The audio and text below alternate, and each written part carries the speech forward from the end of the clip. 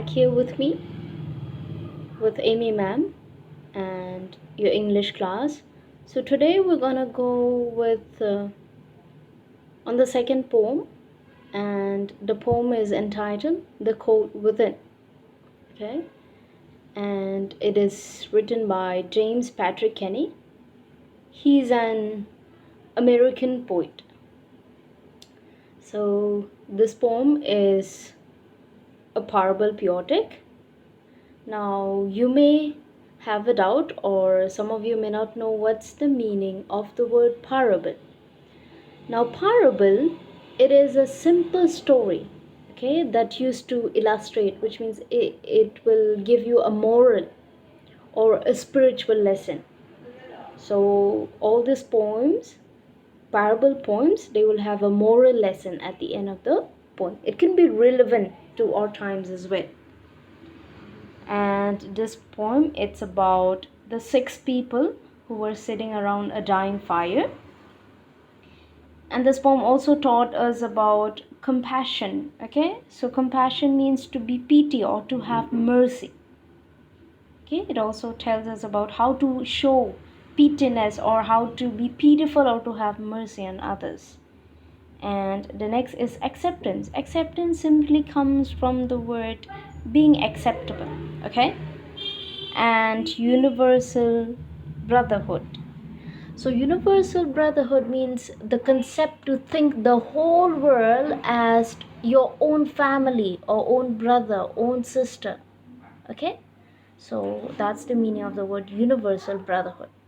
Okay, so before we go to the poem, now let us first look about the author and the poem. Okay, so here the poem called Within, written by James Patrick Kenny in the year 1960s. That was during the American Civil Rights Movement. This poem depicts the inhuman discrimination that was prevalent at that moment. The poet here, he tries to depict the folly. You know what does it mean by the word folly? Folly means it's a kind of war of foolishness. It's a war, okay? It's a foolish war that there's actually they don't need to fight, they don't need to argue, they don't need to be in a war, but it's just because of foolishness, okay? So folly. Now the folly of the age of falling prey to discrimination of all forms without considering the consequences of the same. Now, James, being a radioman for the army himself, has very well understood the struggle of that time. He was outraged by the discrimination that he was witnessing at that time. Okay, now some of you may not know the meaning of the word outrage. Outrage here means excessively violent, okay, or a vicious attack. It's a bad attack, you know, violent, right? To hurt someone in a bad way. Now here, while the fact that he himself was a devoted Christian may be considered a reason for him to choose the style of a poetic parable. So him being a Christian, you know, the poet James Patrick being a Christian, and he was a very devoted, committed Christian. So he feels that he should take a poetic parable. As you know, for some of the Christians, they might knew that in the Bible, usually when Jesus, you know, he usually talks or he usually tells a parable story, which means that has a lesson, a moral lesson. So here the same thing happened to James Patrick.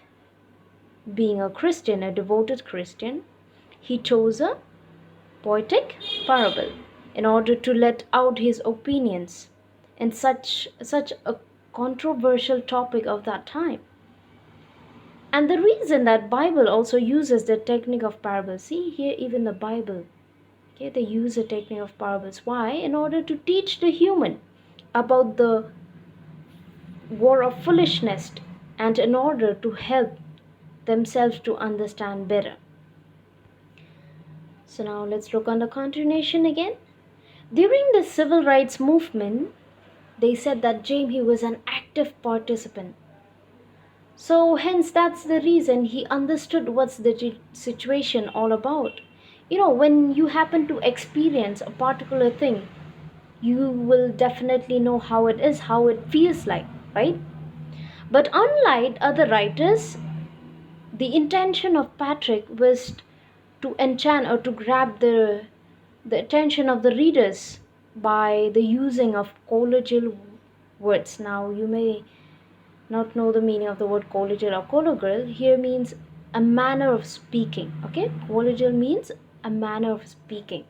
There are some people who really knows how to speak, and how to speak to the elder, how to speak to the kids. Okay, so those people are, they are really good in colloquial. Okay, so here the colloquial words means the manner, the way of speaking or writing. So here that's why James Patrick he also used his colloquial words, the way he wrote it. And he wrote it in such a way in order to bring the notion of the need of the people to build an egalitarian here means it talks about the quality, okay, like the equal rights. Usually we all talks about freedom of equality, right? It's one of the fundamental right as well. So here they says that why he talk or he uses colloquial words, because he wanted to talk or to bring out or to teach the people about the equal rights or the social equality. Here egalitarian society means the social equality, and so as to ensure that a dying fire of America can be revived. So he wanted to make sure that the fire will not die, the light in America will not die, it will revive, it will lift again. So James has successfully written a poem that is not bound by the intention of the poet, or for that matter the name of the poet to be attached with it was created. See, even the name of the poem, the cold within. See, the cold within, which means within us, within the individual. So it is a poem with its own life. It talks about the life, it has a life itself. Okay? It is one of the finest poetry in the literature, which has a simpler terms that can bring the readers. You see there it says bring homes to it readers. It doesn't mean that you'll bring the reader home, but you'll try to be able to put the readers into that situation. Okay? And though it is such a difficult topic to some, a serious and a very controversial topic, as it raised the or it talks about the discrimination. Now let us look at the first stanza.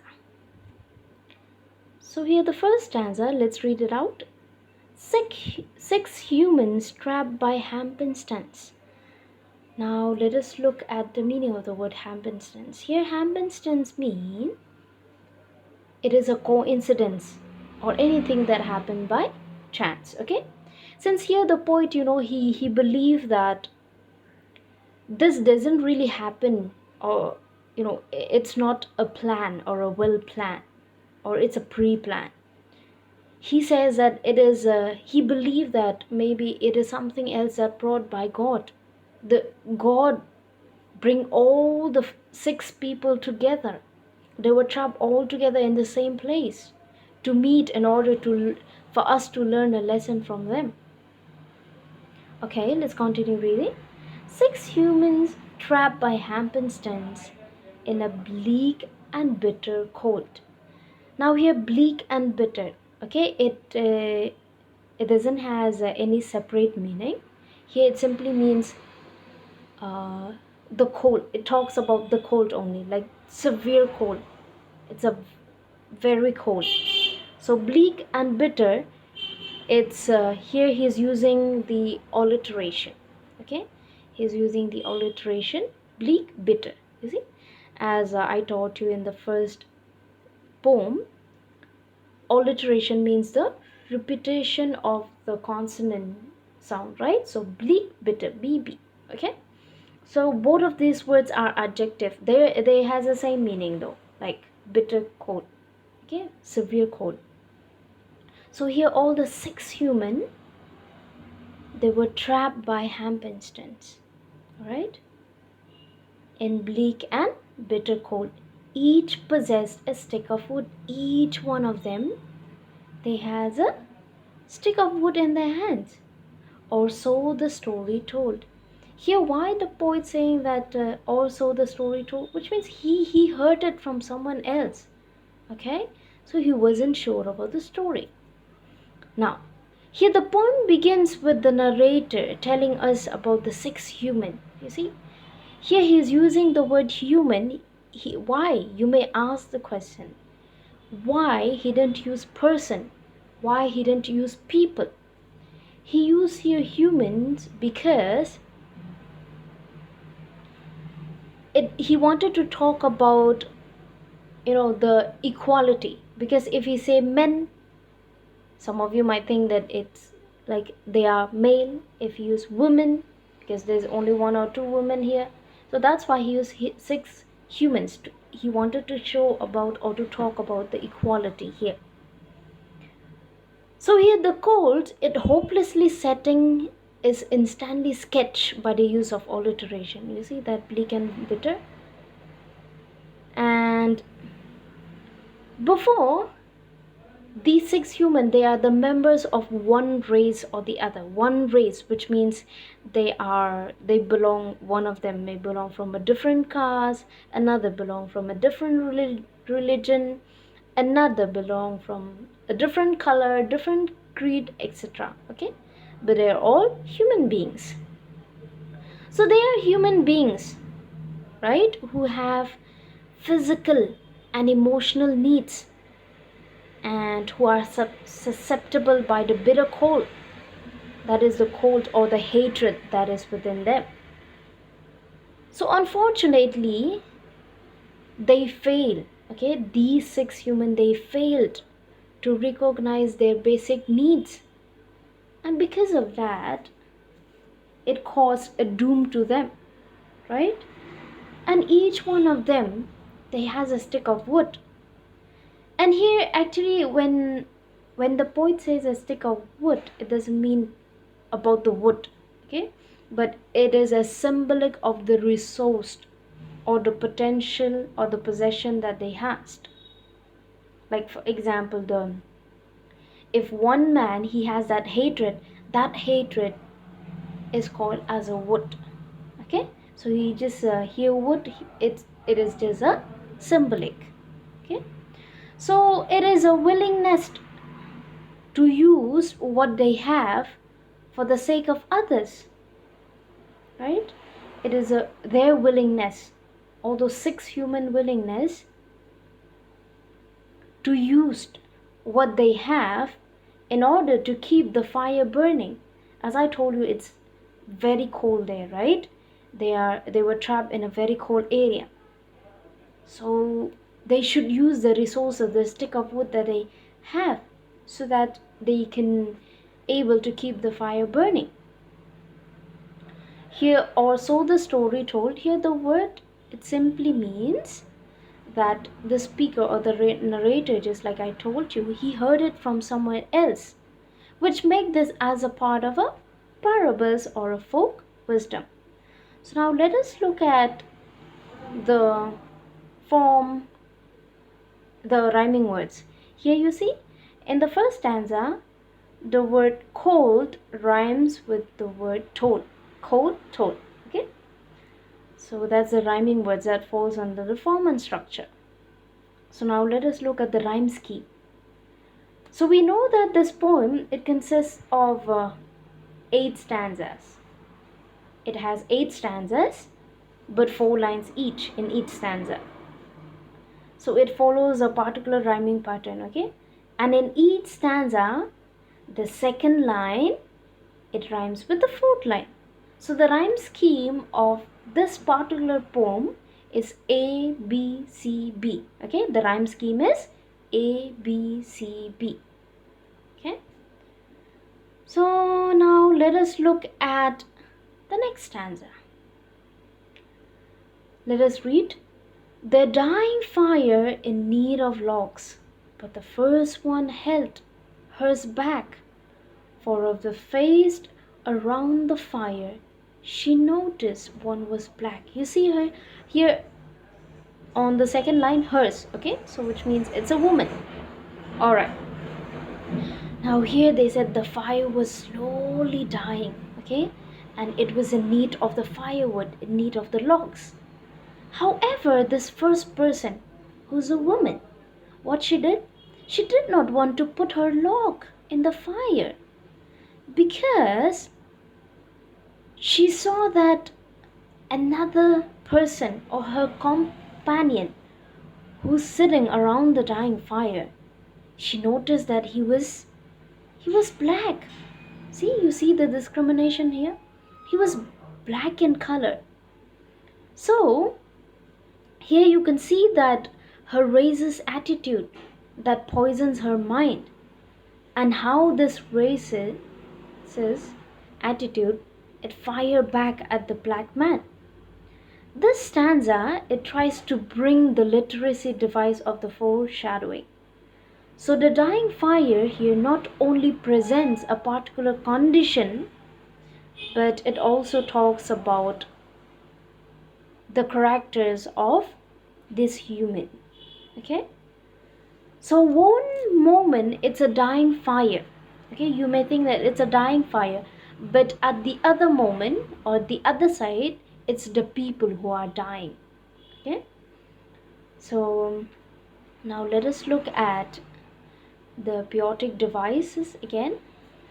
As you know, in the first poem we has the personification, alliteration, metaphor, transferred epithet, right?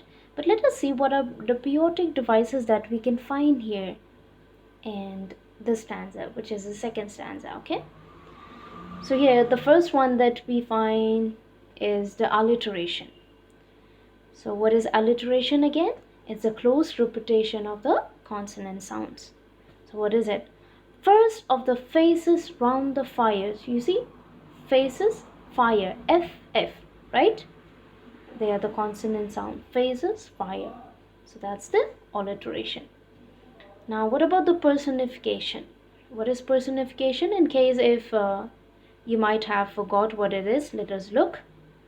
It is a figure of speech in which inanimate objects or abstract ideas, see abstract, okay, that abstract ideas are given human attributes. For instance, what is it? The dead here is personified in the poem in the following line. See, the logs held tight in death's still hand. So here, which means they are holding their dead. See here, they use the word log, but actually it's the death. It talks about the death of the people. They are holding it tight. Okay, so that's all about the author, the poem, the poet, and the poetic devices, and the explanation on the first and the second stanza.